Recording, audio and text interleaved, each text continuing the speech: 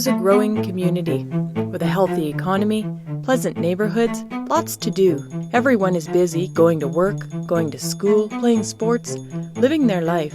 Here in York Region, this is what we see when we look around. But behind this nice picture is something else. And what we don't see is as important to the integrity of our communities as what we do see.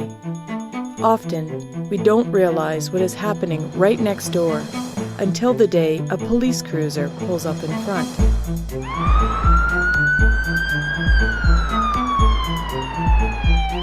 Our region, people still kind of think like we are a relatively affluent community, so we don't have a lot of issues. I think that's the perception in general.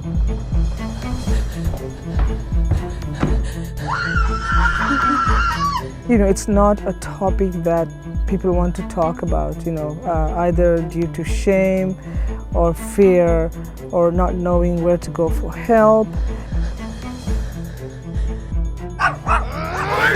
It's not a topic that is often discussed in the papers. The papers will only pick up if a woman's been murdered or she has been, beaten badly and it's become a police case and then it's picked up. It takes, on average, 35 occurrences of domestic violence to occur in a home before the victim reports that to the police or seeks help from any agency. I think where people are caught by surprise sometimes is that they're surprised how close to home it hits. We serve a large population of immigrant communities, and quite often we find that there's a cultural issue as well, where certain things may be accepted in certain culture and people don't know that that's actually considered violence. People think that it's just isolated to someone's home, an individual victim, it's just between the victim and their partner.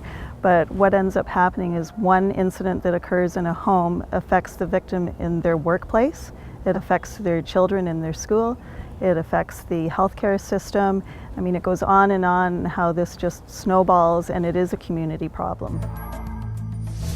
May not be very visible to a certain extent, but people, have been telling us, and we learn from our interaction, with our partner agencies and our community members that there is a huge issue about domestic violence, in our community that we have to tackle with together.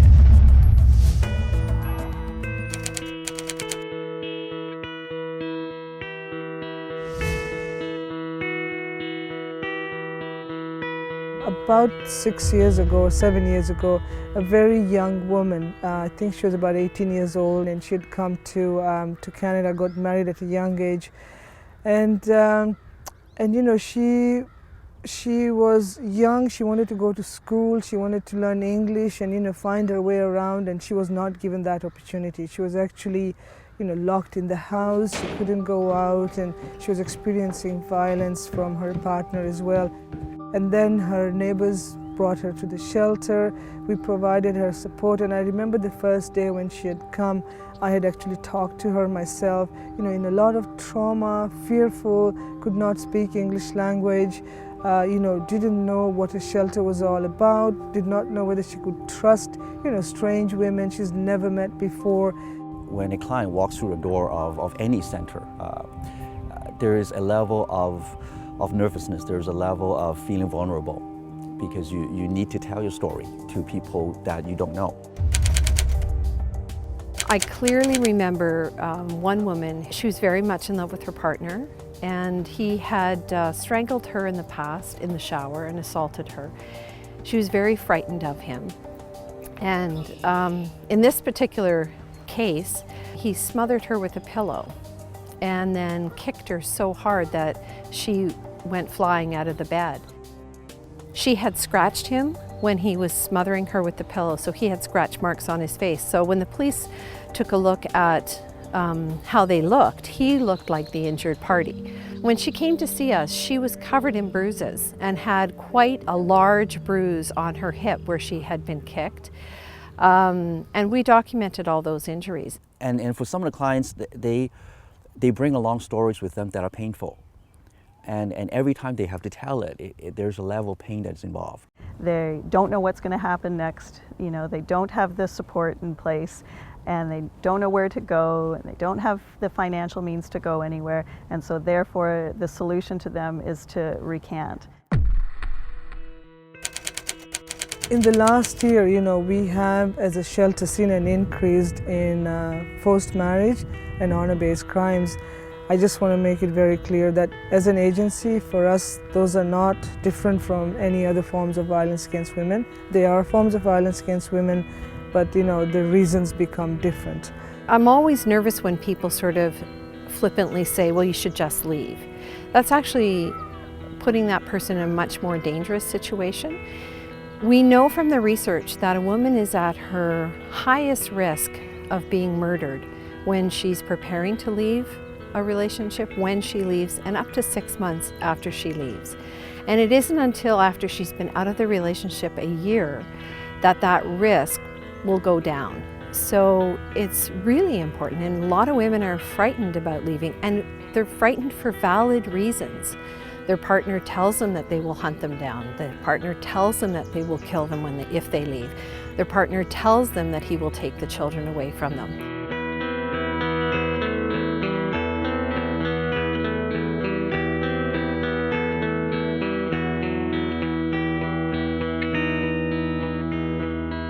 When you hear about these things, you can't believe that how human beings can do this to each other, right? It's not even real. Often domestic violence takes place where there are no witnesses.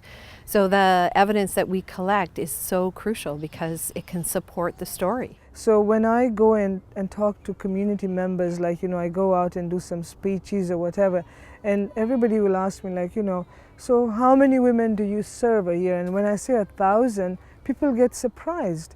And I said, those are 1,000 that have come forward. I don't know how many have not had the courage or not been able to come out and say, I need help.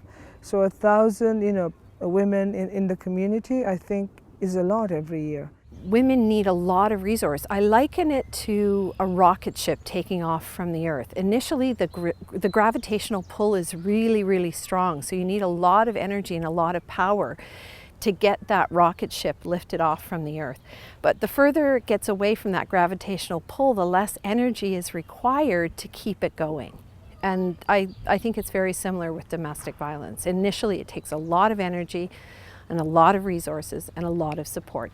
But yes, things do get better. One of the reasons I do what I do is because I hear stories like this, and I feel, what?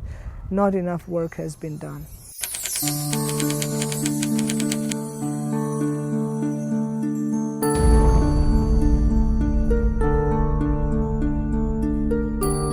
This is a great move, right, for us to have this center there, front and center, like in an accessible location. And get to see 5 or 6 people, and you don't have to travel up and down the region again and again. Our hope is that we're not going to see those same people coming back again with repeat occurrences with the same offender or with different offenders. We can't just walk away or walk out. We've got to remain with it and stay focused and make sure that women get served, but other people who need it get served as well. When you have a setup where different agencies work together, one advantage is that the client only has to tell his or her story once. And as a result of this incredible collaboration between agencies, the information can be shared without re-traumatizing the victim. 30+ organizations were coming to the table with all different various vision, mission, and values. It's not easy for people to come together and figure out, okay, how we work together. It's not an easy job. And we need to set up the structure so that the agencies are also looked after.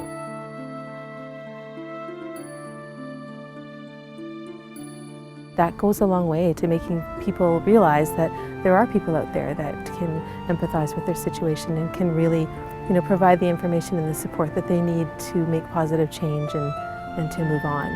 The good thing about that was that now I know this young woman, she speaks English really well. She's going back to school. She's educating herself. And from what I know, I think the services that we offered her, the services that a shelter and many other agencies in the region offered her, made her into that young, confident woman that she is now. I think at the highest level, there is that commitment from every agency that they simply want to help people, right? And I think that's the overarching principle that we all start with. But of course, there are still challenges ahead, right? Resources is one, how people work together, how every one of us will have to park our own, ego, agenda at times and say, okay, let's deal with it together. We have some issues, very serious business to deal with, to work with. So let's work on it together. And there's one in Durham region, there's a couple in Toronto, the greater GTA region, Peel region has just opened one. So I think the advantage we have is by all the other hubs opening before us, we were able to learn from their mistakes to know what we should do better. I'm really convinced that partnerships and collaborations are the way of the future for us serving the needs of the community. I'm really hopeful that the support that the York Region Centre for Community Safety offers a victim will really reduce the number of victims that don't see it through. And I do really see the energy is there, the will is there, the expertise is there, so this is amazing.